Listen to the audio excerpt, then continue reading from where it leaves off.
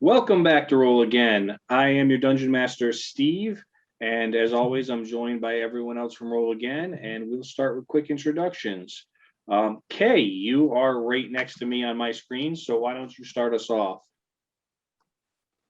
Hello, I'm Kay. I play the Artificer Dampier, artillerist, and the one who reluctantly adopted Displacer Kitten.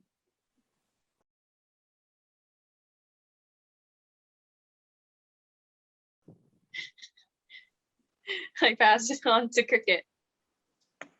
Hi, I'm Megan, and I play Cricket, a 7 now 8-year-old, unfortunately for Cricket, eternal child, half elf. I am an artificer and an alchemist, and I have right now the heart of my trusty dog Crash, my homunculus, who I hope we see again soon. And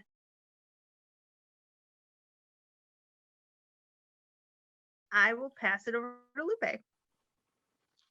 Hi, I'm Kira. I play Lupe the Scarred Wolf, the reborn arcane physician. I have no memory of my past. I am afraid of the being underground, and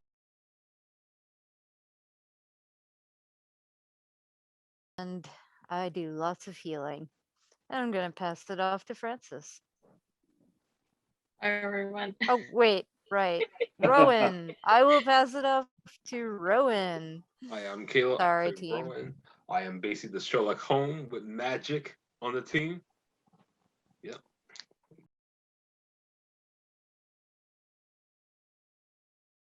Glad to be here. Hi. All right, you guys stepped into the top car in this lightning rail train. The first car, the engine. Last time we left off, you just had defeated the over-swollen cult leader that was riding this train that Caleb knew from his past a little bit, Walter Ashglade. And you were able to shrink him down a bit to get past him. And as you stepped into this car, we ended. So now we pick up as the four of you step into the engine of the train. You feel the rush of the movement underneath you.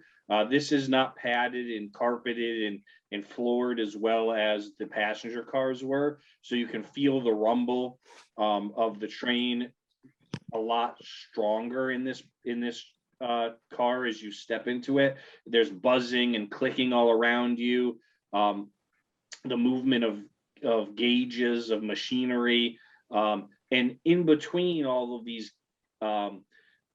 levers and knobs and whistles and all this stuff going on, you see these red tendrils that have integrated themselves into the systems in the front car, and they all lead back to the very front of the car that you're staring at, where there's this large crystalline crimson red, for all intents and purposes, nerve cluster, which you identified pretty clearly as a piece of the dead god that you guys have been seeking out, and it seems to have integrated itself into the systems of this train. There is the corpse or skeleton is what's left. It's been 2 years since the night of the meteor shower and this happened. So there's the skeleton left of the engineer, and he is wearing tattered clothes, a bit of what's left of a leather belt, and a little striped engineer's cap. I take the cap. Francis, you take the cap. You have an engineer's cap, so make sure you mark that down in your treasures. What would you guys like to do? I'm going to use my mage hand to like pull the lever that can stop the train. See if we can stop this thing. Okay, you'd have to look around because there's a lot of levers, there's a lot of gauges. It's not really apparent. It's not like there's a steering wheel or anything in here. That would be what, a investigation check? Investigation, probably, yeah. Okay. Hey, nat 20 plus 4.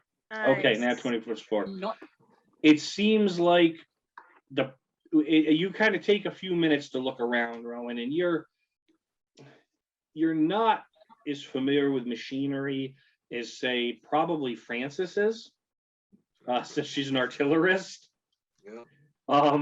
But you look around and you have a pretty good gist of what this is, and you start following some of the wires and tubes back, and they're kind of headed towards the front of the engine, closer to this large crystalline nerve structure, where you make eye contact with Francis, who kind of goes like pointing to the front.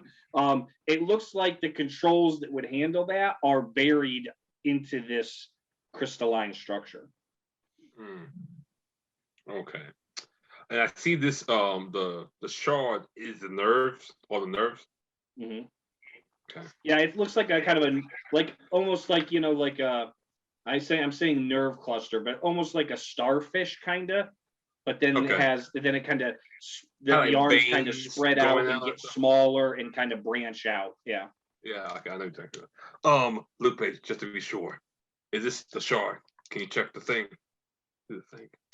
Oh yes, we checked before we Okay. came in here. I believe this is definitely Yeah, the Perfect. compass was definitely Definitely it. pointing to this car. All right, perfect. I open up my spell Bible and I point to the thing and I snap my finger like Thanos, and I'm casting dispel magic. Okay. I think it need. Wait, how does it work again? Dispel magic. Do I need to make a roll, or it need to make a roll? It should be, I think that if it's on an item, it wouldn't be anything. I think it just, depending on the item. I remember when we fought the God, what's the name? Something Taffy. I had to Lady roll something. Taffy. Yeah. Thank you. Yeah. You probably have to make, you might have to make an intelligence roll, but let me double check it. Can Rowan, before you try to dispel magic, do you want me to try to reduce it and shrink it? Would If it you have maybe be- if you have the magic for it, then go ahead. You look Alright. different. You do something with your hair? No, I just pull it up.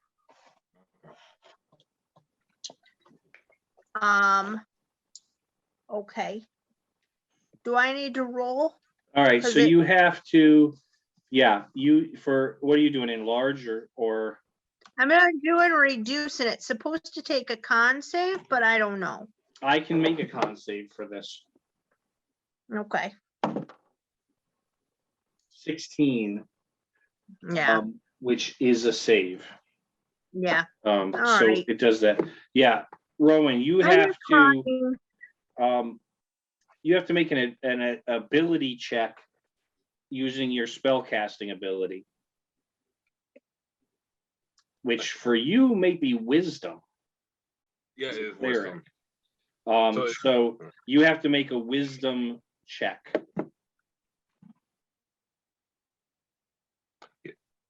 Yeah, here it is. All right. All right, wisdom check. Okay. I really wish I had a nat 20 for this. Unnatural? No, wait, sorry. 17. 17. Okay, is that with your wisdom bonus? Yeah, 15 plus 2. Okay. That you see the pulses of red that are going through this crimson gem start to fade, and they start to go back towards the main section of it until it just kind of fades out and it looks just like a normal crystalline structure. It's still spread into everything, but it no longer seems to be pulsing with energy or anything like that. Look like they'll fill with magic. Time to break it. It does not look like it is, but there's only one way to find out. And I make like a, what do you call it? I cast presentation to make like one of the little dot board and I put it on the starfish thing. Or Lancer to shoot it. Go ahead. Blow this is okay. I'll go home. Mhm. All right, what you did a dartboard, and then what are you doing? Oh, I'm backing the F away and letting Francis shoot it. Okay. Don't need to ask me twice. They just ricochet Assuming- back. I got an 11. And assuming it's an attack roll. Hmm. So I got an 11, and then that would be the attack bonus, which is 5, I think. So that'd be 16. Yep, 16 will hit. Roll it. Awesome, awesome. Come on, load. Are you gonna shoot? Are you using both guns at once, or you just shoot one at a time? Both at once. All right, give me a second attack roll, and we'll do the damages together. Ooh. A 9. And that would be Plus the 5 is 14. It's a hit again. Awesome. All right. What would be, that's 1d10 plus 2. So that would be 2d10. I'm doing a weird amount of math in my head, and I'm not used to that. I got 7 and an 8, and that would be plus 2. 7 plus 8 plus 2. What would that be? 19. 19. So you, Francis, Rowan, you kind of use prestidigitation and you create this dartboard kind of in front of the main center of this nerve cluster. And Francis pulls out both pistols and she just aims them and fires them. And the bullets go straight towards the center of the dartboard. Both of them hit and this thing just shatters. And it just, you feel the whole car shake and this thing shatter and you hear, and it just kind of crackles outward from there and all the pieces of it start to fall apart. And the car shakes. And then you realize the car shakes more than you think it probably should. And then a few like valves start popping off. And then all of a sudden, your entire world shifts to the right quickly. As the car jackknifes and this train derails. Everyone hold on to something! All of a sudden, you are upside down in like 0G as this engine starts rolling. All of you give me a dexterity saving throw. Yeah. Does Sadie have to make a dex save? Is she in your pouch or pocket? She's still hiding in my pocket, yeah. Okay, no, she counts as you, so that's fine. Okay. I got a 4. Okay, I got a 2 plus 1, so 3. Oh, 15. all right. Nay.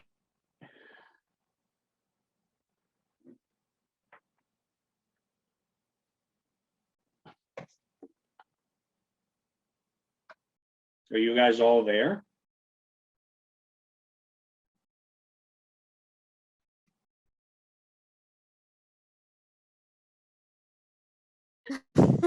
You guys there? There you are. You guys all froze on me and I'm still talking. Well, listen, it really did shake pretty badly there, Steve. So I got all of yours but Francis. Francis, what did you roll? 8.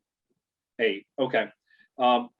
Cricket, you as you guys are rolling, you whack your head against one of the side panels and you take 10 points of bludgeoning damage. now I have a reaction to absorb elements. Yeah, what's the element? This is not element, this is just getting slammed up against something. The element of trade. Elements are usually like fire, water, or no, it's some- any kind of, now I'm looking at it, sorry, it's any type of magic damage. Yeah. I had that thing before in our other game where I could absorb bludgeoning. yeah, Sorry. that's okay. Lupe, you as you're tumbling in this thing that's rolling, a piece of metal or copper pipe breaks off and jams through your abdomen. You take 11 points of piercing damage. Lupe. Not the first time my characters had something end up through them. And Francis, a knob, a metal knob, almost like you'd see on like a outside water faucet, starts spinning and breaks off and shoots and whacks you right in the throat. And you take 13 points of bludgeoning damage. Mhm. Rowan, you were lucky enough and dexterous enough not to get hit by something. Like, oh shit. Okay, we're all right. We're all right. After what Really? seems like a very long time, the car stops rolling.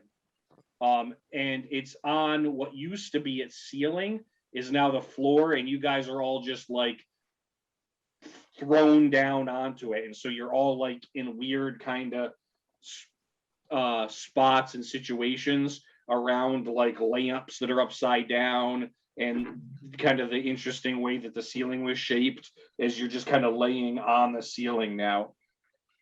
Some of you injured. Oh fuck. Okay. Yeah. But who's not dead? I'm just gonna Francis, look how's the up cat? arcane thing that surrounds me for arcane surgery. Basically, I'm casting arcane surgery. And while I pull this rod out of me, Ron, help me pull this out. All right, I help her. Do I need to make a medicine check so she won't bleed out or anything? That's okay. I'll take care of that part. You just help me pull it out. All right, ready? On three. I don't even count. I just pull it out. Oh, he did one of those. On three. Yeah. Uh, And let's see, Okay. 3d6 nice. plus my intelligence. Probably more healing than I need, but you know. and I will cast lay on hand. Wait, Oh, I want. I'm probably gonna heal all the way back up with this. Hold on a second. Oh. I'm not. You can do lay on hands on me. I have a bad bounce in my head. I go to Cricket 14. and I mean, that cast brings lay on me. hand. He regained 6 go. hit points. Thank you. The big goose egg on Cricket's head shrinks down to pretty much normal size. My Yep. goodness. And I rolled a 14, so that brings me up to just -1 hit points. Cricket, mean, not like, Cricket. Yeah, Cricket. You need 45 more out of healing. 46. So I'm in good shape now. We're safe now, it Yeah. seems like, for a minute. Oh, we should probably check on the passenger, see if they're still in their astral form or if they're dead. If there's any bits of metal, I'd like it. Like if there's like Yeah, I'm gonna- barrels of like cylinders. There's, I'm gonna take a bunch too. as you guys stand up into this upside down engine room now, there's parts and metal things and dials and stuff all over the place because this room is trash now. It was an equipment room, and now the pieces are just all over the place. Some stuff is still attached to walls, but there's a lot of parts and pieces like that you're kind of walking through it like ankle deep, because everything rolled when you guys did. So some of the stuff is broken, but some of it, might be in decent shape depending on what you're looking for. But you can pick up whatever you'd like. Francis, look at all the bits. I know. Metal bits are my very favorite. I'm gonna pick up a couple of dials and cylinders, and if there's anything sharp, I'm taking it. Even broken pieces can be useful. I'm gonna take anything I think looks pretty, which is everything. Rowan to go check on the ghostly passenger, see if that's still alive or All right. still in the ghostly Lupe form. will go with you. Do we have to wait? Do we have to go through the zombies to get to those passengers, though? Those zombies are dead. Where I don't know. so Caleb, you go to the back door that you guys just came in, and you open it up, and you're looking at you're staring at early morning light Mm. because there's no car attached to you anymore. Oh, Oh, so only I have. okay. Wait a minute. But how are we gonna get back to Mickey? DM, wait a minute. DM, I want to make sure. Okay, so the head of the car got derailed and got knocked over. Yeah. So is the rest of the car like still coming towards us, like of motion of its speed and stuff? I mean, give me a perception check. Look around. Cheese and You're crackers. stepping out of a car. Cheese and crackers. Alright. Oh jeez. Wait, is this the right character sheet? Yeah. 12.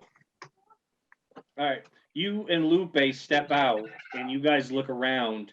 And like I said, it's early morning now because it was about midnight when you guys boarded the train. It's early. The sun's just starting to crest in the east. You find yourself sort of in a bit of a forest. Although there's just trees broken off right above the ground all over the place because it looks like this train car just absolutely, steamrolled a bunch of pine trees that are all knocked down. Okay. So we're off track. Yeah, basically. well, if you recall, you were never on a track. Oh, that's what we just lightning. This is a lightning rail, which kind of they kind of float on lightning a little bit. Okay, I see what you're saying. And so as the two of you look around, when you turn back from the direction you were coming, you see kind of like some fires, some trees on fire, not like forest fire, but there's just sporadic fire kind of laying on some of the trees. There's broken branches, there's broken off trees knocked down. It looks, like a war zone almost. And there's spread out as far as you can see and going further away from you are other rolled cars. It looks like the entire train derailed and jackknifed. When you and your first car jackknifed, it knocked all the rest of the cars off and they just went everywhere. Lupe, the next time we report to that god fellow, let's not mention this train wreck of this part of our adventure. Agreed, my friend. I'm gonna help out, take out all this fire. We don't want forest fire here, and let's see if anyone survived. Yeah. So I spend a little time like kind of presentation and putting out the fire. Yeah. After that, I'm going to go to the nearest cart Yeah, nearest cart. and see if Going anyone's after. alive. The nearest car is about 100 yards away from you. Don't. Cheese, So it's Do about a football field length. cheese and crackers. Okay. All right. Let's wait for the other before we make our way over there. Okay. You guys were traveling about 1,500 feet a minute. So it was quite the move. Now we'll never see Mickey again.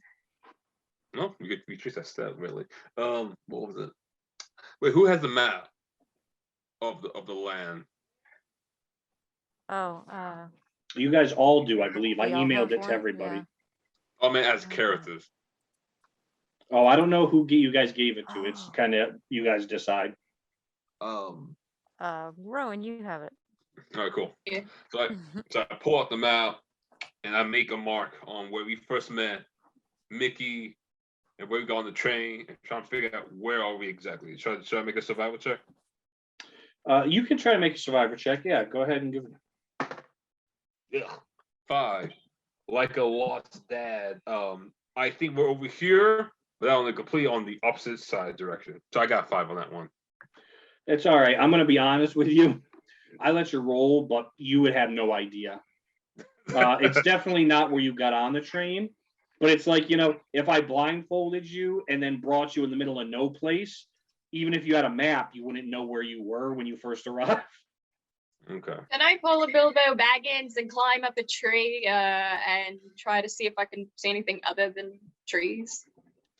You can. Yeah, give me an athletics check on that to see how well you climb it. While you're doing that, Rowan and Lupe, you guys, it takes you a few minutes, but you're able to walk to the nearest car. Like I said, it's about a football field away, but it's pretty open now because all the trees have been knocked down.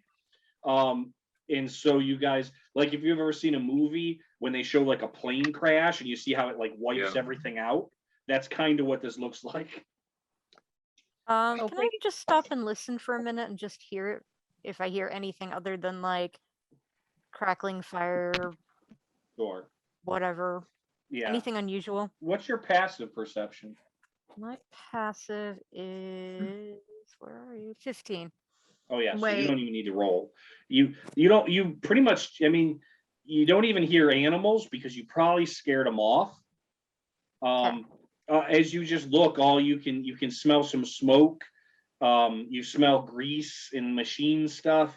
And you see little fires. I mean, it's nothing that's going to cause a forest fire because most of the trees, again, have been wiped out. So it'd be tough to jump from tree to tree.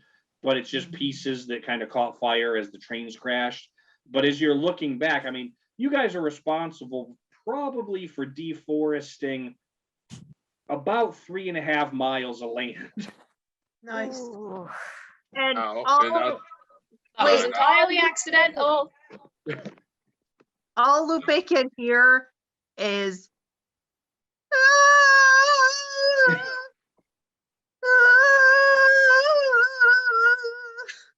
that's me. Because I I feel go up like to him like, what's wrong? Why are you crying, I- Cricket? don't like being ate. And I Oh. start trashing around on the ground outside, and I'm rolling around, and I say, I haven't had a tantrum since I was 4, and now I'm double that, and I hate it. Cricket, act your age. I'm a half taller, and my arms aren't even stronger, and everything looks weird from up here, and I don't want to be 8 ever times. Cricket, you want to see a knife now? Lupe's gonna envelop Cricket Oh my in a God. hug and say, "It'll Come be on, all go right, walk around. Cricket. It'll We'll never find be a over. way to Create a reverse it, restoration or you'll get thing. used to it. But we'll And, deal with it as we can, Cricket. Be strong." and Vicky was my favorite, and I wanted him to be my best friend and do songs with me forever. And now he's gone, and I don't know where we are, and I don't like it. And I just want candy, even if it's fake candy like before. Okay, cry it out. Cry it out. I'm walking over to, I got a 5 on my athletics check for climbing the tree, so I don't think I've made it very far. You got up about 4 feet, and then you know when you try to climb a tree and you get up a little ways, and then your feet kind of scrape and you fall back. That's what happened. Actually, although technically you spider can spider climb it. And get a damn pier so you can just climb up there. Like, too. just walk a bit. Francis, you could. Fine, I walk up it. What do I see? You see. Well, tell me which direction you're looking. I'd say I'm probably looking towards, is the sun setting or rising? It's rising. I'm looking towards the sunrise. That'd be Okay. war. You see a lot more woods, a lot more pine trees. It's a lot of pine trees. So if I were to just like hang on and just look around, like do a 360, it'd just be woods all the way around. Mostly until you get kind of the opposite direction.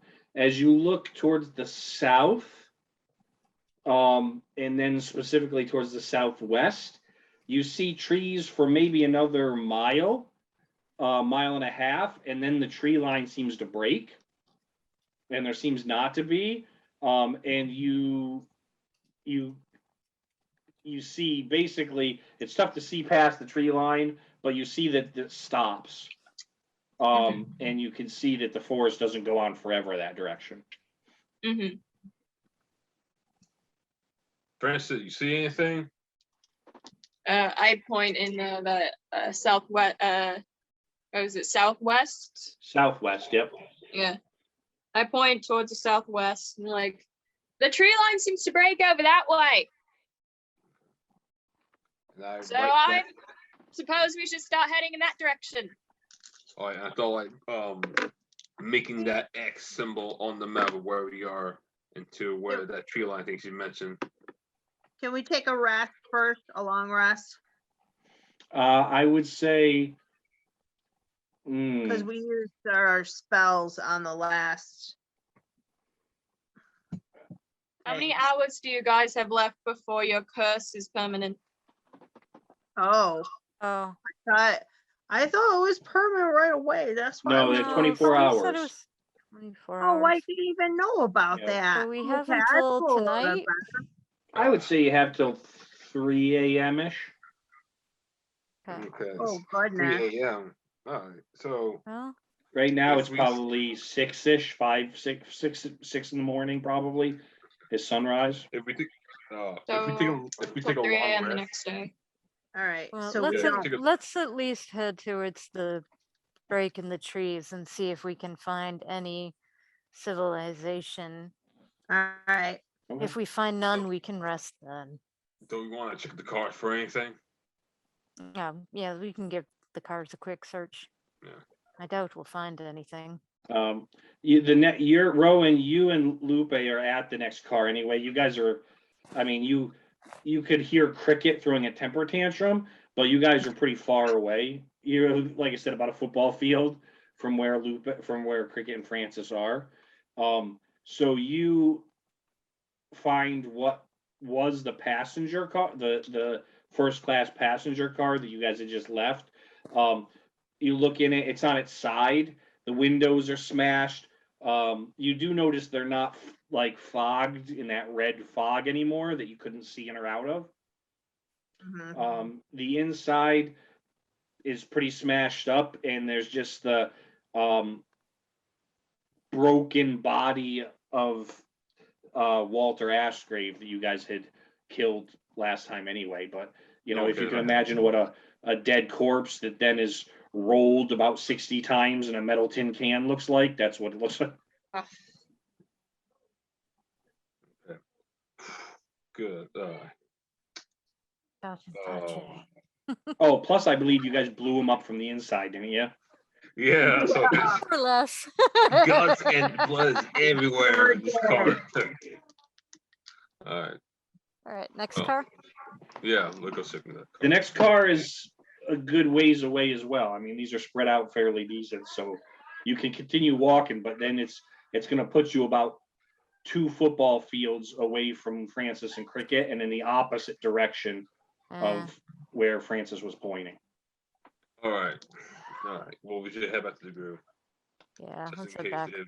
if you guys said some zombies, but honestly, let's be honest, there's no effing way that those zombies could have survived a crash like that.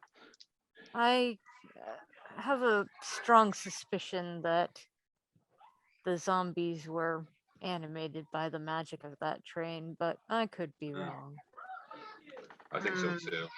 I'm just worried about the passenger. They were in that astral possession form.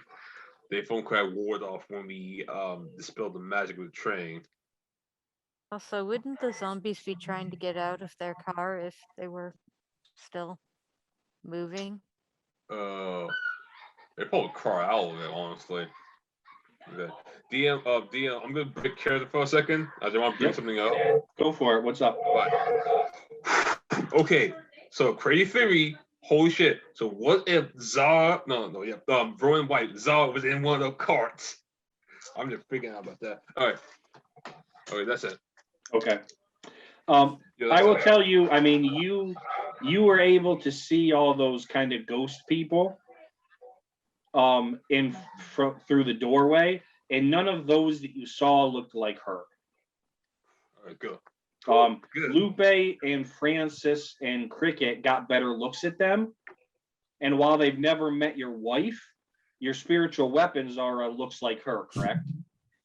Absolutely, yes. So they Yeah, would we be able to would've tell known. you if there was someone that looked like that. Because they came through 4 or 5 cars. All right, let's go. Cool. Forget the survivors. Let's go. All right, so Rowan, you and Lupe are kind of walking your way back through. I'm not going to say difficult terrain, but it's not easy walking because the dirt is all chewed up. It's like plowed up, and there's stumps kind of overturned and half trees. But you guys kind of make your way back. Francis, you and Cricket, are you still on the ground? No, I just breathe it like that. Okay. Francis, you and Cricket are still by the car that you guys came out of. And it's at that point that from behind you, Francis, you hear, "What on God's green earth happened here?"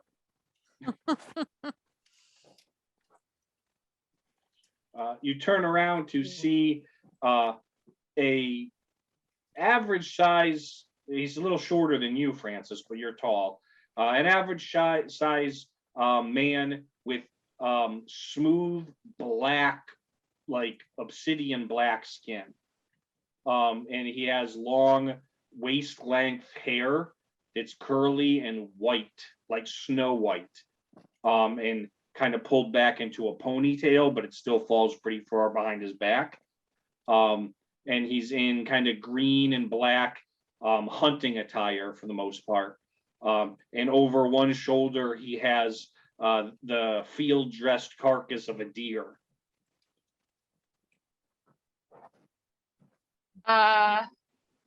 Greetings. It's a long Greetings? story. What the hell happened here? Greetings. You wiped out half the forest.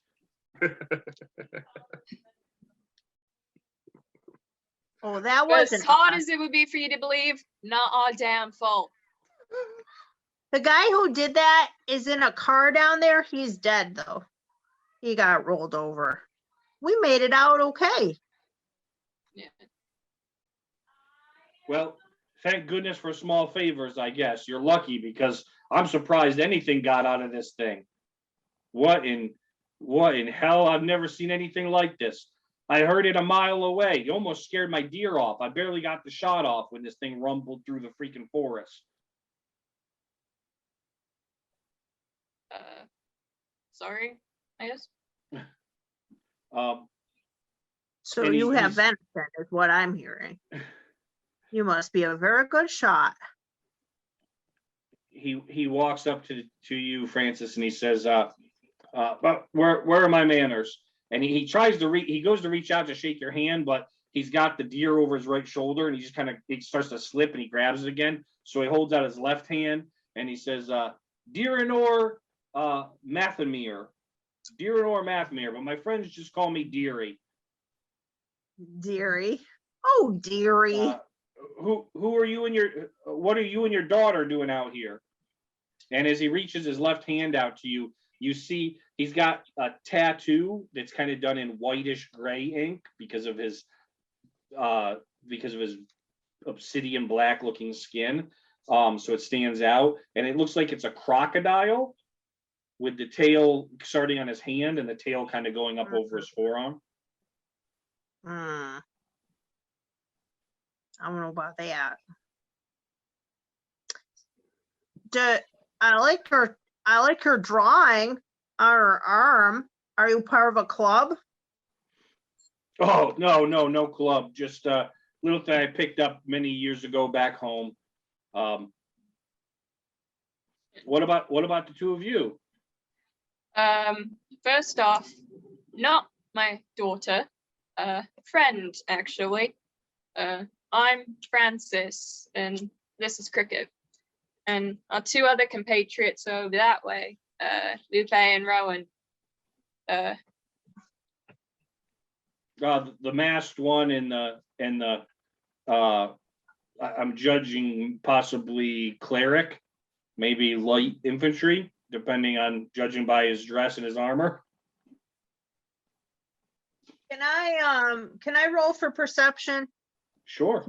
Well, I don't know. What are you looking for? And I'll tell you what to roll for. I want to know if he was telling the truth about that tattoo. Give me an insight check. All right.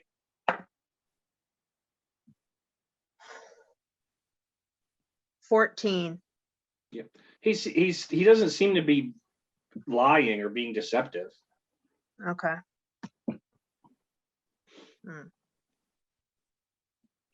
I kind of wanted to know whether he seemed like a friend or a foe.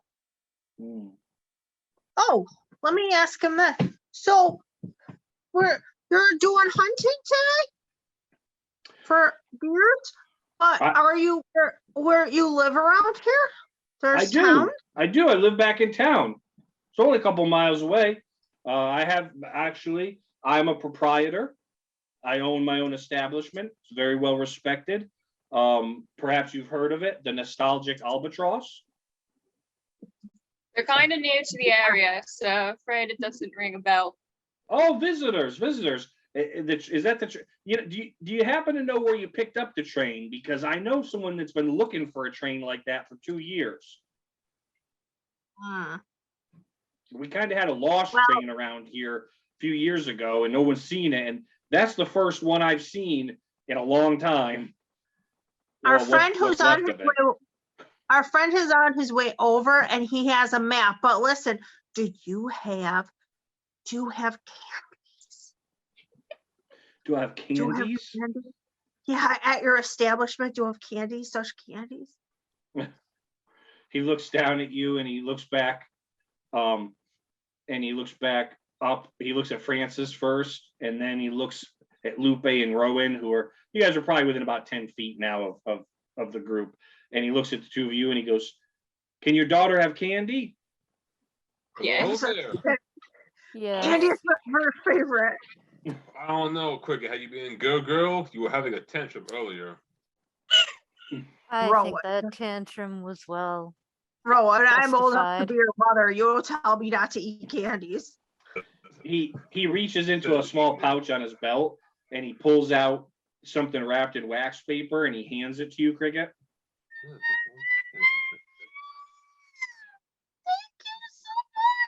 I never had candy so long. I'm very excited.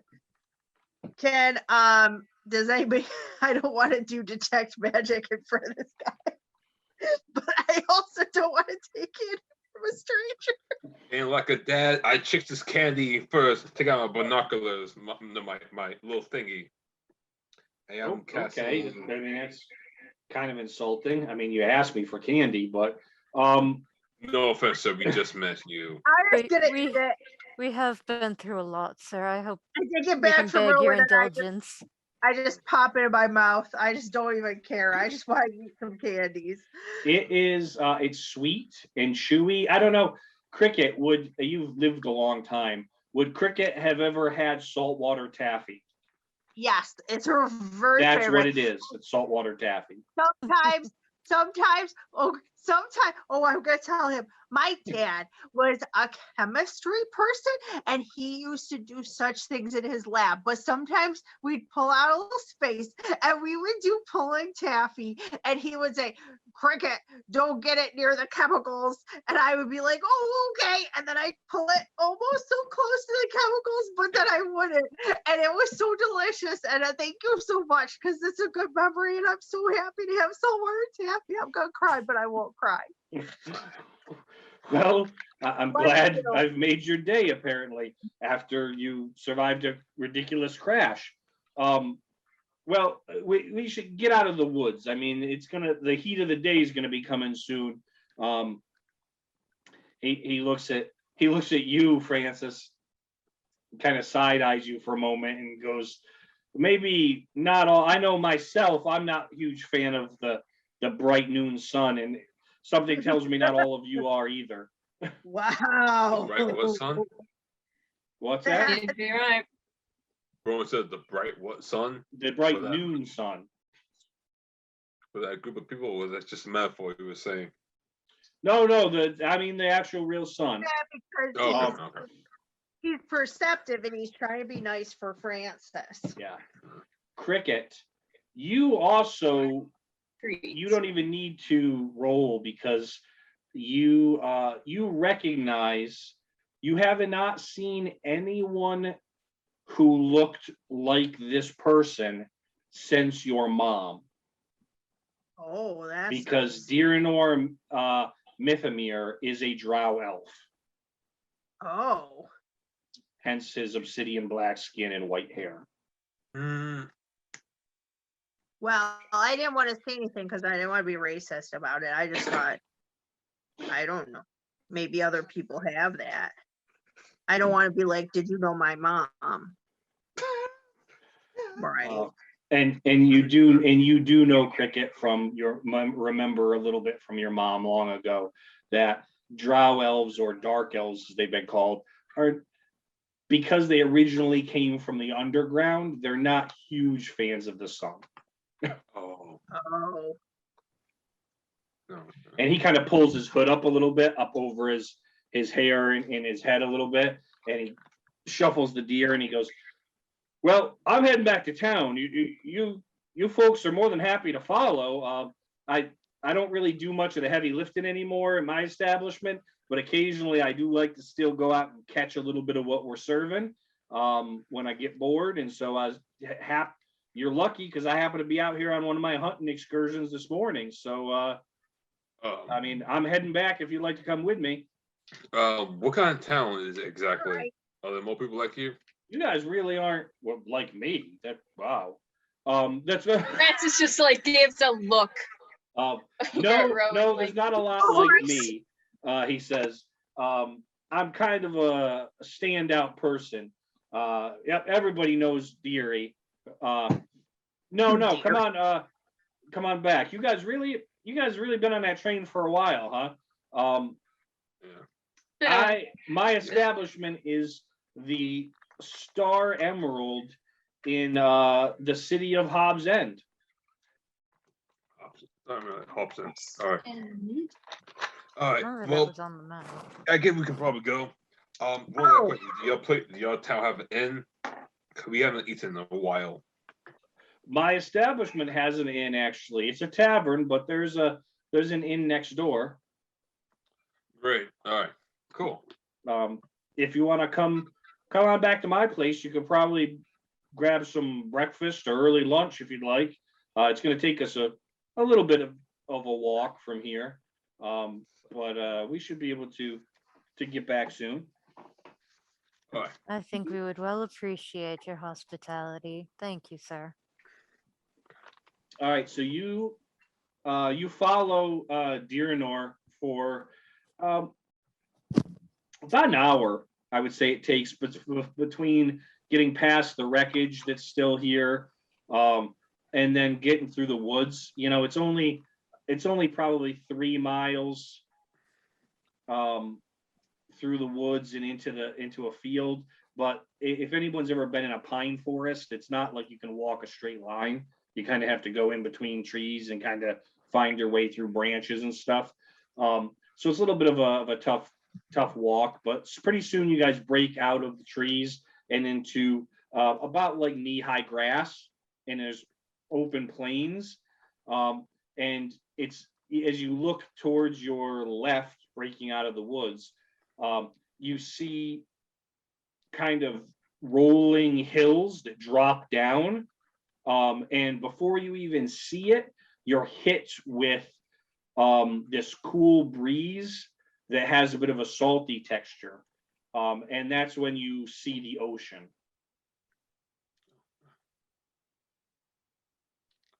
kind of towards your left, and you're walking, and you start walking a little bit down the coastline. But once you're out of the trees, you can see in front of you that there is a city. Not That's far, what winter saltwater taffy. and probably maybe a mile away is the wall. You can see the wall to a city, and it is much, you can't tell how big, but you can see some large buildings. And in the distance, you can see what looks like a large lighthouse. Lupe, I want to go swimming.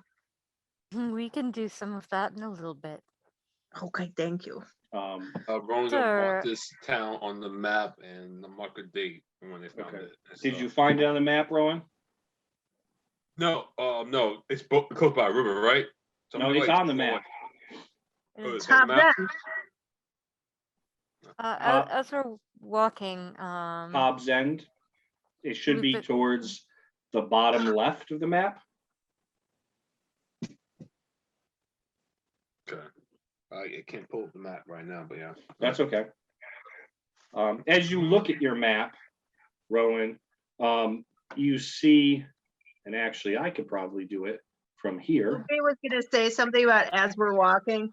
yes, I was going to say, or talk to Deary and say, that city looks to be pretty large. Am I correct?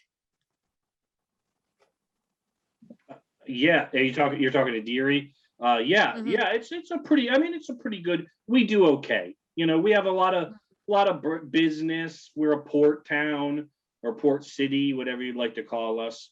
But yeah, there's, we do fairly well. I'd say we have quite a few people. Do you think we might be able to find a potion maker or a higher level magic user, perhaps? We could use some assistance. Well, yeah, you guys really aren't from around here. No. You won't find a magic user, because magic doesn't work inside the town of Hobbs End. How interesting. Oh, I'm gonna be eight. What causes? Has it always been that way?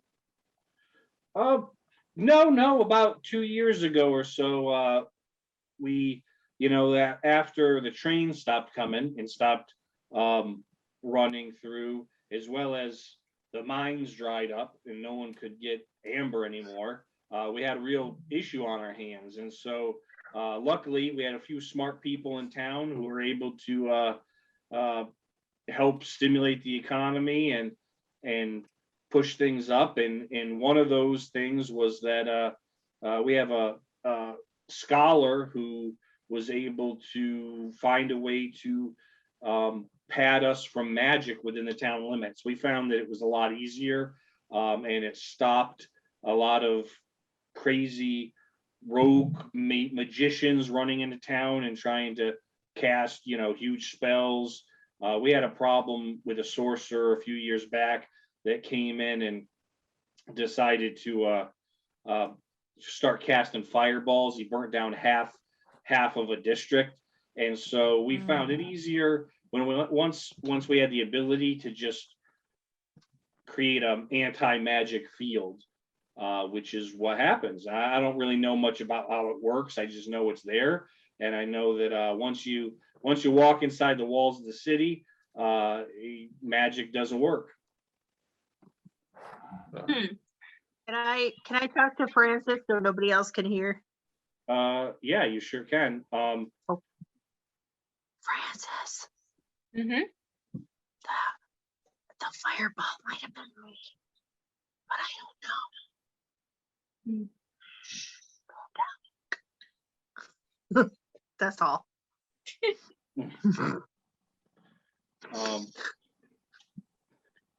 I set some fires before, Francis. I don't even know. I don't think I've been here before, but who's to say? Going to tell That's him the that map. in front of you. So Rowan, if you're looking at the map, that's what it looks like, and you can see Hobbs End. Oh, so we're down there. Okay. Yeah, you left where the red line left off, is where the train picked you up. So you're legitimately on the other side of the country. I'm Okay. gonna fall back a little bit and subtly check the compass. And we were looking for Springwood before, which was through the trees, but now we're going opposite. Okay, Mhm. that's helpful. Okay. What does my compass say? Your compass points towards town. Okay, All right. I'm gonna subtly put that away. Excuse me. If You magic said- doesn't work there, could have to deal with guard shards, like everything else. Yeah. Or maybe the gosh, that's the reason why there's a magical force field, anti-magic field. Excuse me. Do you know who exactly put up this field in your town? The town board really kind of decided. I'm not privy. I'm friends with a couple of them. Sometimes we get together for dinner parties, things like that. But I'm not really involved in town business. Oh well. Do you think we can meet one of these town boards? Yeah, I could probably throw something together. If I maybe tonight, if I decided to invite some of them, the influential people, if I might say, to a dinner at my establishment in a private dining room, they never say no to a free dinner. I'll tell you that much. How soon possible could you get this done? I could get it. I could put something together for tonight. All right. Just give me a minute. So I talked to the group, guys. Hypothetically, what could be the anti-magic field? Could be a gosh shard. So we could have a meeting with the what they call themselves, the council or whatever. To know anything about gosh shards tonight. You guys want to do that? Guys want to do with our curses first? I think it's worth bringing it up to them, and seeing what they have to say about it. But we'd probably have to play our cards very carefully in case, like some other things, they were corrupted by it. So we'd have to be very careful with how we play this. Well, we're just trying to get the curse to not be permanent before 3, right? Oh yeah, that. We could go Yeah. to you can go to the end, take a long rest. I can cure your guys of your curses. I don't Give greater think restoration. It's I we have need to remove greater. curse. We need greater restoration. It's not a curse, unfortunately. Okay. Is that a level spell? That's a high level spell. high levels. That's why we needed help. And also if magic doesn't work there. So I don't know, because my instinct is we should have gone the other way. But The other I don't way. know if it's too late for us to do that now and then double back and come back to this place. But that means that we're The that other means the, that the other way, or Cricket, are you thinking like towards Springwood? yeah. That probably would have been about 20 days to a month's journey walking. Oof. Oh, okay. Yeah, it's quite a distance. Well, I thought I you mean, saw it like in if the- you're looking at the the crypt. map, even where you guys crashed is almost on the dot of Hobbs End, because that's the entire country. You guys were pretty much Oh, I thought we crashed in the trees, and that's No. what she saw when she was up No. in the tree. So you she guys. saw It was a how- wooded area, but that's just kind of showing you like the majority of the topography of that area. So what did Frances see when she climbed the tree? I saw maybe an ocean of trees and then then a break in the tree line, and that was it. Mhm. And that's where we headed. And the break in the tree line, yeah, is where you guys went to. Sorry. Okay. I'm curious if I'll whisper to Cricket actually. I'm curious whether the anti-magic field will actually unage you.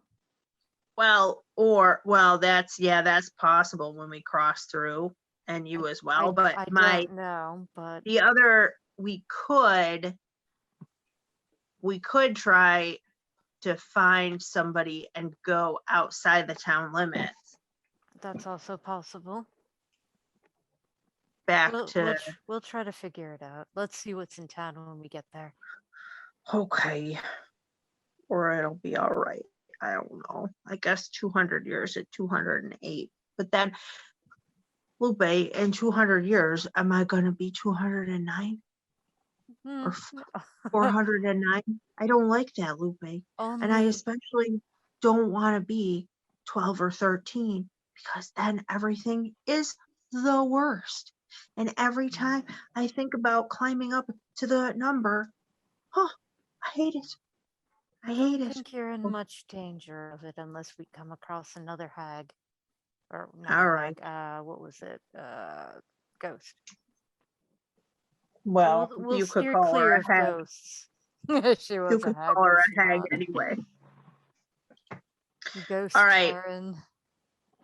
And she went in with the poops, so it's okay. We flushed her, right? Flushed her so Mhm. good. She got what she deserved. All right, let's keep on our way then. Hmm. All right, you guys break your little huddle, and he's about 50 feet away because he didn't stop. He's carrying a deer, and it's heavy, and so he just kept walking. Like you guys are about 50 feet behind him now, and you just hear him go, "Keep up!" Oh, I follow. Trot, I'm gonna be trot. in behind the group, but yeah, I follow. Okay.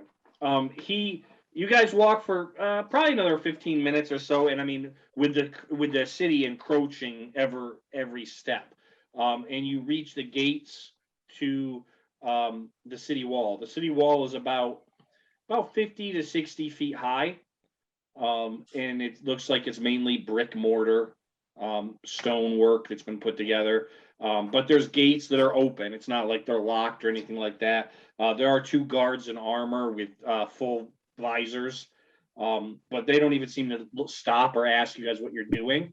I mean, you're just a kind of a group of travelers in the morning. Not to mention, they kind of like nod at Diranor as he walks in front of you guys and goes in. And you guys, there's large oak and brass hardware doors that are pitched open onto the inside of the gate, that you can tell probably could be closed if they wanted to. And as you guys step under, all of you, give me a Constitution check.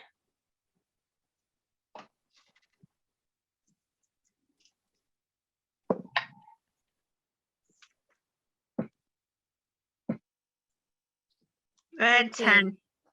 Well, wait, Constitution. Correction, 13. Okay. DM, I'll be right back. I gotta get wait, my charger. My no, laptop. Sure. that's my save. Check, not save, right? Yeah. Yep, okay. Then yes, 13. Okay. Francis, what'd you have? Got a 6 plus 2, so it's 8. Okay. You all of you feel a little tingly as you step inside, just for a moment, almost like when your hand's asleep. Cricket and Lupe,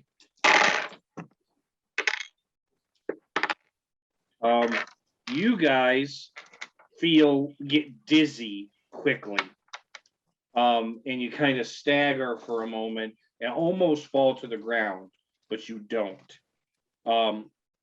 Lupe, you all of a sudden just feel like the energy was leached out of you and then pushed back into you, all at once. And Cricket, you do trip over your own feet and fall. Do I throw up taffy? You do not throw up your taffy. All right, that's fine then. That's all I care about. But what you do realize as you start to pick yourself back up. Well, actually, Lupe, you realize it. You look at Cricket, and she seems a little younger again. Oh, thank goodness. Cricket, And- I think you're in luck. Take a look at yourself. Your I know. spell is broken now because you stepped into an anti-magic field before it could lock itself in. I still have, now I have still my missing tooth, Lupe. My arms are still not strong, but Lupe, I am the right height. Oh my goodness. I can't even tell you how crazy it is to be the same height for 200 years and then all of a sudden you're a different height and the world looks wrong. It must be a Oh. relief to feel like yourself again, my dear. Yes. Now let's try to get me back to 6. Just kidding. 6-year-olds can't do anything. Lupe, you feel a little different. I wouldn't say you are technically 10 years younger again, but you never really felt a whole lot like 10 years older. Okay. I mean, you were technically, but given your unique physiology, it really wasn't like you felt much different. That makes sense.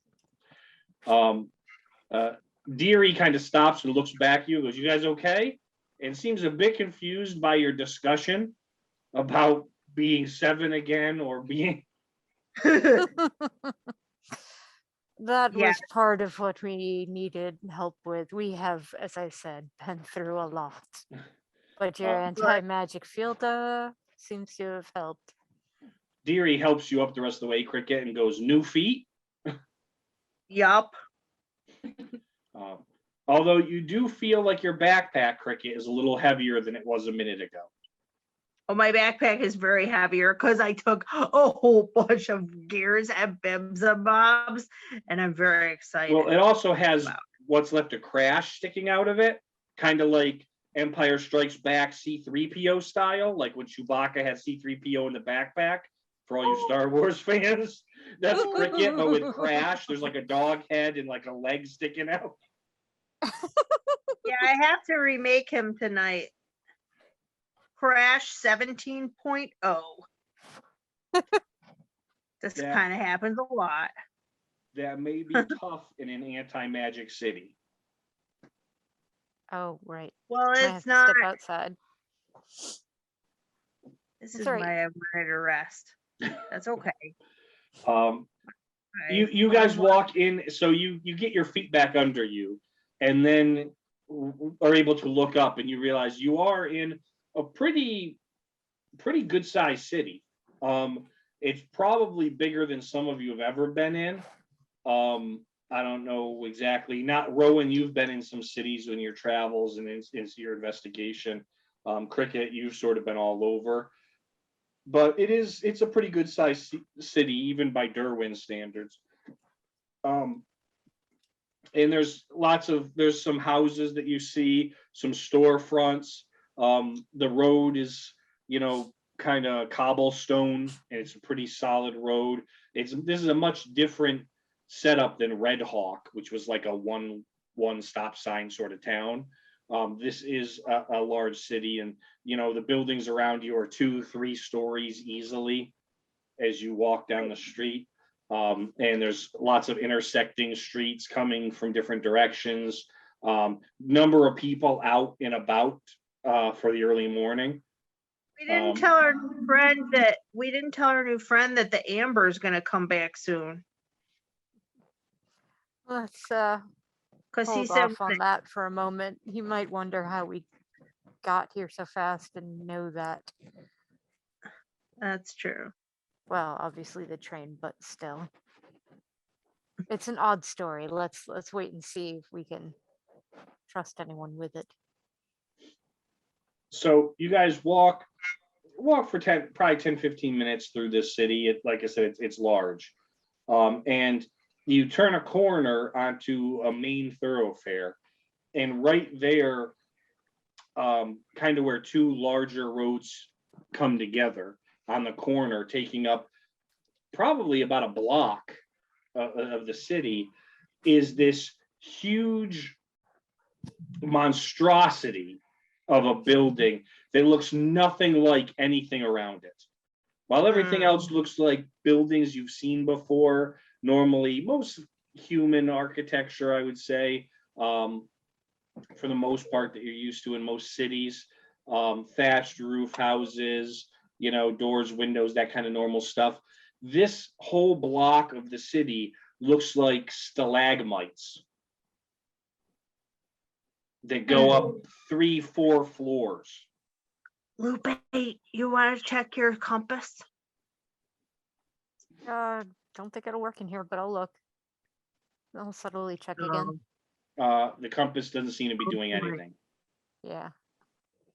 That's a good Um, Th- and this- then this there is may a be main, there's a main stalagmite that's probably 60 feet around and goes up about 4 or 5 stories. And then there's a few others that are attached to it on the first 2 floors, and then kind of go up in spires around it. They're dark in color, and it almost looks like it looks like this whole block was transported out of a cavern somewhere, or in a deep cave. And in This- front of the main door, which is, even though the whole thing looks like a muddy stalactite, the main door is like stained glass and brass and very intricate. It's a double door, and in front of it, there's a post with a sign that depicts some sort of a large bird leaning on a fancy walking stick with a monocle in its front of its eye, and above it says the nostalgic albatross. Oh, nice. Just point of order, DM. So if does no magic work here, like elixirs and infusions and things like that, or is it just like spells that would not work? Does that make sense? You are willing to try anything you would like.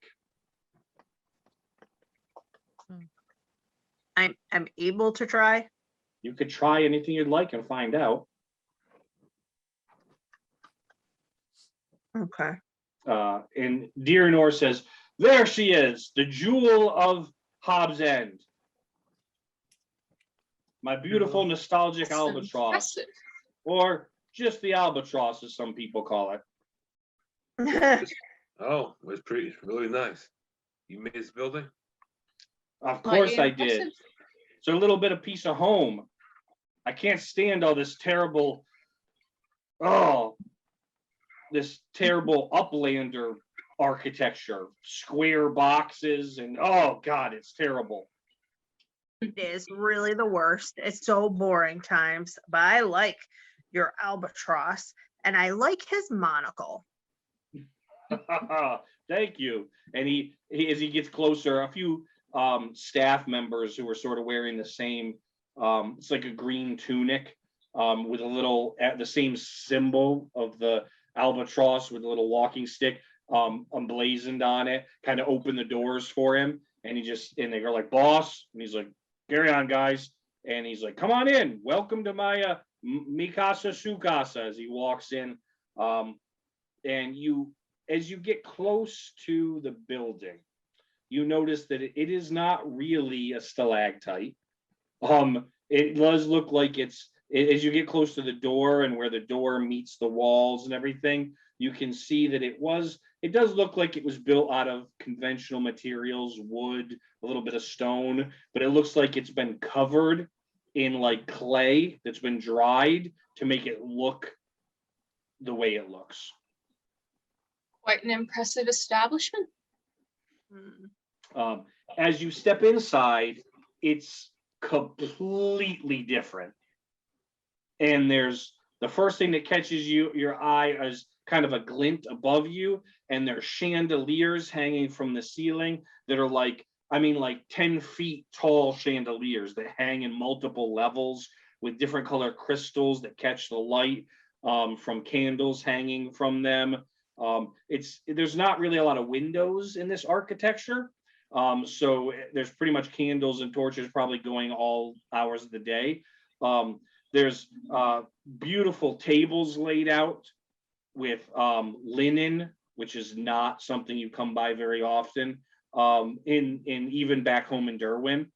But clean linens out, empty clean plates are set at all the tables. There's a long, probably 20 or 30-foot bar against one wall, and there's 3 or 4 people behind it that are like stacking glasses and polishing bottles. And there's a fountain in the middle that's 10 feet wide. And it goes up probably a good 7 or 8 feet. And at the top, it's not the cartoon albatross, but it looks like someone carved out of marble what an albatross would look like, kind of this larger seafaring bird, which is pointed up towards the sky and spitting water. And that's all tiled like mosaic around the edge of this white marble fountain that's in the middle. It's a pretty classy joint, to say the least. I haven't Nice. been in a place this fancy in a very long time. All right, I'm going to try to use my infused boots, which can do blink, Okay. to jump in the fountain. All right. You're going to use them to try to blink into the fountain, or are you just going to jump in it? No, to blink into it. All right. How do you normally activate your boots? I just say these boots are made for walking. Nothing happens. Then I click my heels 3 times. Nothing happens. Then I just jump into the fountain. All right. You get wet. You're in the fountain now. Come on now. And then I jump out so fast because I don't want to get in trouble. He turns around, and you're like standing there wet, and he just kind of looks around and he pretends he doesn't know what happened. He's like, "Oh, I heard something." And I give and them then away. No, he kind of winks at the you three as he kind of turns around and hands off the deer to a couple people that have aprons on and kind of take it off into a back door, probably where the kitchen is. all right. The kitchen. Well, you could choose any table you'd like. He calls over, there's a middle-aged human man, kind of balding a little bit, and he says, Trevor, come. And this guy walks over, sir, what can I get for you? And he says, these are my guests. Please, they're hungry. They've just had a long journey and rather unpleasant morning, I think. Get them, fix them up with some food and drink, whatever they need. Food, wine, except for the little girl, of course. We don't serve children here. Yeah, I But don't anything drink else they wine like, anymore. it's on the house, Trevor. And he just goes, of course, sir, of course. And he sort of kind of points you towards a table, a rather nice circular table, off to the side of the fountain. And Deernor says, now if you'd excuse me, it's been great meeting you. I will see you guys a little bit later. Anything you need, even lodging wise, Trevor here he's kind of, one of my maitre d's, and he can set you up. He knows the other business in the area. And I will have him get a message to you for our dinner tonight, and I will hopefully see you then. But I have some cleaning up to do, and as you can see, a business to run. These are my prep hours normally, so I have some things to get ready for the crowds tonight. But anything you need, please let Trevor know. And it was wonderful to meet you, Francis Cricket. I'm not sure I got your other 2 names. You may call me Lupe. Lupe. You can call me R for now. Actually, okay, like a pirate. I like that. Okay, well, Very I bid fitting. you adieu, and we will see you this evening for a wonderful dinner. And he walks off. What time? Kind of swinging doors into when the doors open, you can see steam coming out and things. You have a pretty good idea. It's probably the back kitchen. Okay. Okay. What's this guy's name again? I forgot. Trevor, Trevor. Oh, Trevor. Okay, yeah. Trevor. Okay, listen. I will like please two things. If you can. If you can't, that's okay. The first thing is I had some taffy. I would really like some more. The second thing is, I don't know if you know this, but I know you can't give me wine, but once upon a time, many years ago, there was an elf who was also who was an eternal child, and her name was Shirley Temple, and there is a drink named after her. And I don't know if you know that drink, but if you do, I would like one. And if you don't, I will just have some milks or waters, whatever you have. It's fine. by all means, man, we will get you whatever drink we can find. He calls over one of the wait staff, who's sort of like rolling napkins and things, and he says, come here, and he goes, run across the street and down a few blocks, go get some saltwater taffy down at the Sticky Wicket. And he goes, oh, yep, boss, and he runs out the door. Thank you so much, Trevor. No problem. And he seats the four of you, and he says, and I mean, as he seats you, like people bring over cups with water in it already.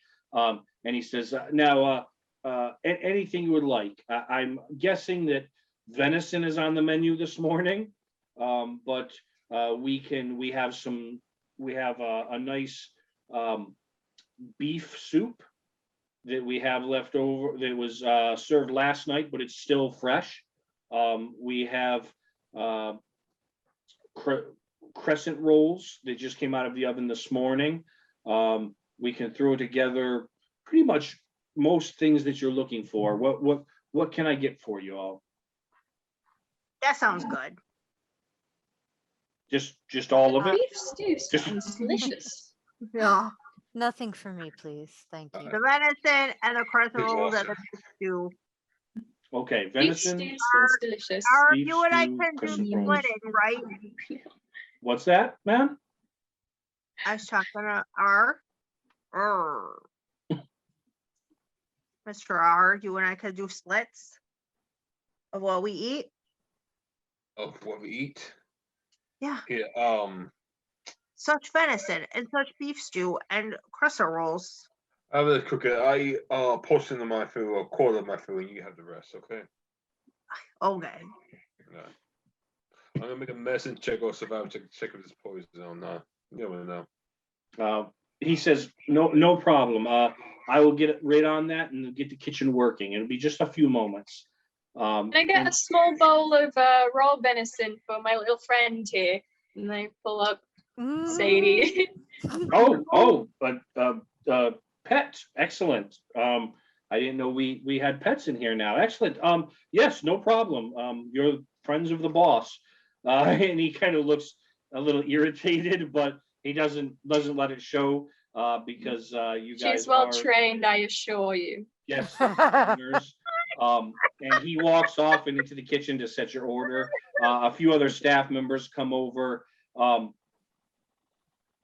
One woman comes over and reaches out to pour wine. She has a nice larger glass jug of wine that she brings over, and you guys have already had some cups laid out. You have water already, but there's been silver goblets that were laid out, and she comes for the three of you adults. She comes over and she reaches over and starts to pour the wine a little bit. She's silent as she pours it. Francis, Oh dear.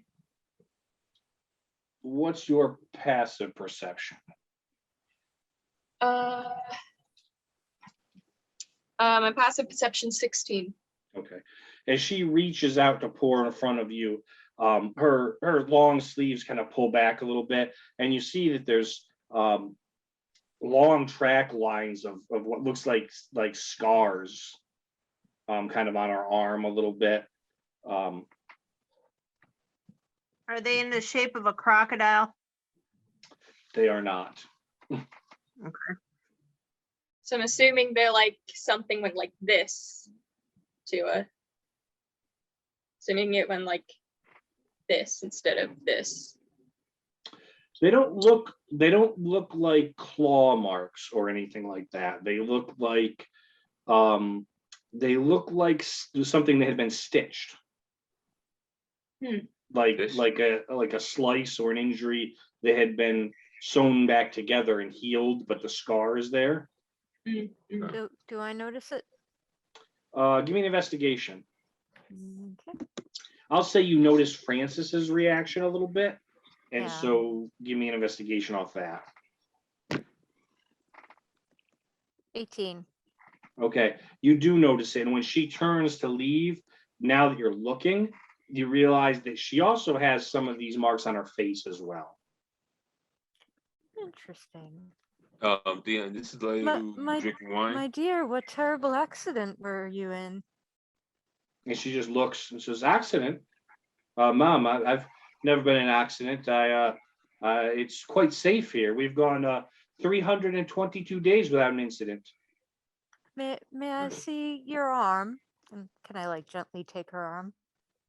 And like kind of gently slide up her sleeve and be like, how did you acquire this scar? Ma'am, I've always had that. I've always, and she looks around and she's like, more confused of your questioning on her, that she doesn't really, and she's like, "Ma'am, I really have to get back to work." And she kind of grabs her jug and heads off. I'm gonna just quickly, be like, oh, of course, it's just I am a doctor of a sort, a physician, so it is a natural interest for me. When your food comes out, a few more wait staff come out and they bring a large, not cauldron, but a large serving bowl, and all of this is like polished silver. Serving bowl of stew with a number of bowls in case you guys want to share, or it's like family style sort of. And they bring a platter with venison. They do bring a smaller little bowl of raw venison, Francis, for you, and for your little kitty. And then there's a large basket, like woven basket with a cloth inside, and they're like probably like 24 crescent rolls that are just like steaming still. Nice. A chunk of butter, a chunk of cheese that are on like small little cutting boards, and they bring it all out. Now that you're looking, all of you notice that the other wait staff that bring this out also have faint scars on most of what you can see of their exposed skin. DM, I'm not paying attention to that. I keep thinking as we're eating, and can I do a history check? Yeah, what are you looking for? I want to know if it was me who might have accidentally done that burning, because I have burned a town or two. Yeah, but you've never been to the Harrowing. Remember, you're in an alternate world because you guys keep through the portal. Oh, right. Okay. That wasn't me then. Okay. That's good to know. It's been a lot of years, so I couldn't remember. Can I tell if those scars look like they were from burns?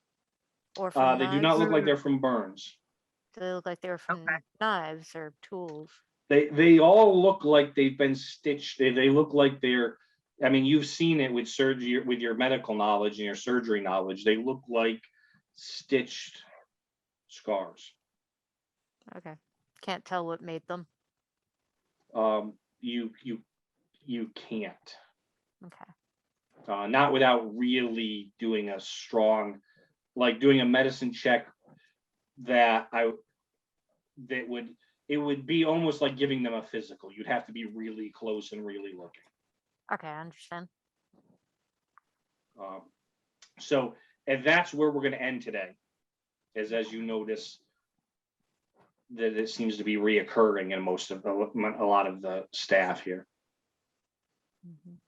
And that's where we'll end. So we will pick back up next week, now that you guys are in Hobb's End on the coast, and you have met Diranor Mithamir and the proprietor of the Nostalgic Albatross, and may even get to meet some of the other influential people in city. So we'll leave that for next week. So for everybody here at Roll Again, I am DM Steve, and have a great week and keep playing.